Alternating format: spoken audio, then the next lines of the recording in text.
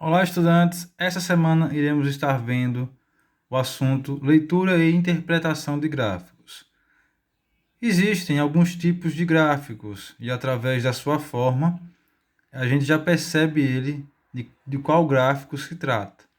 Então, nesse caso aqui, nós temos os gráficos de colunas, porque se assemelham, né, a colunas.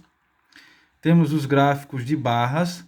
Vejam que ele é parecido com o de colunas, só que ele está numa posição diferente, né? E temos também o gráfico de setores, que se assemelha, né? É uma pizza fatiada. Como também temos os gráficos de linhas, né?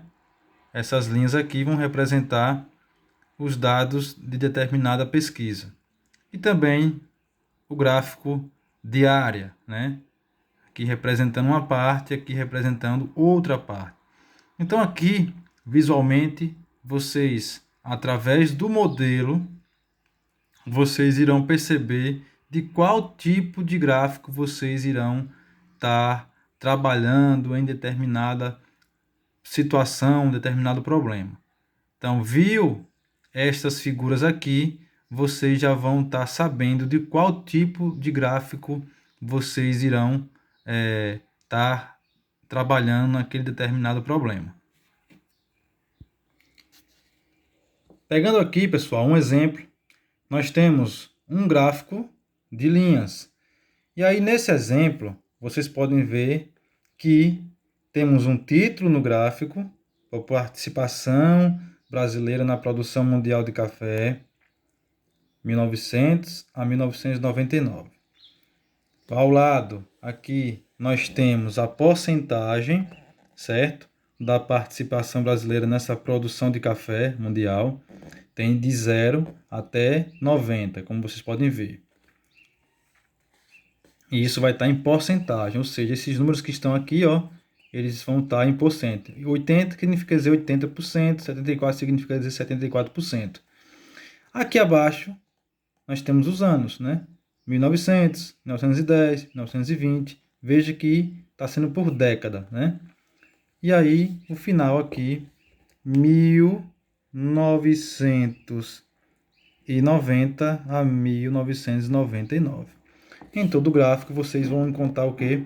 A fonte, ou seja, onde foi que se chegou a esses dados aqui da participação brasileira na produção mundial de café de 1900 e 1999.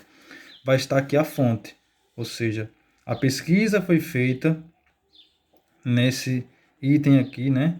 Nesse site, por exemplo, que gerou esses dados aqui.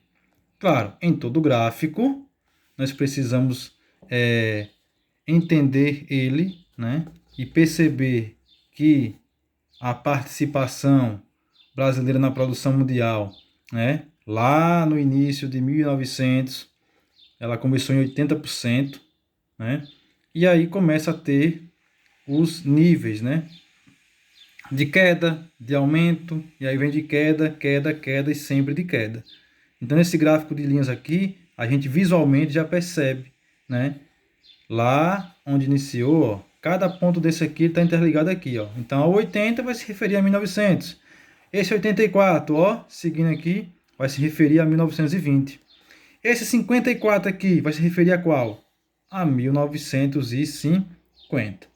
Então, tendo uma pergunta, e eu vou partir para a pergunta agora, para a gente poder, vamos dizer assim, interpretar o gráfico da maneira correta, temos aqui uma primeira pergunta.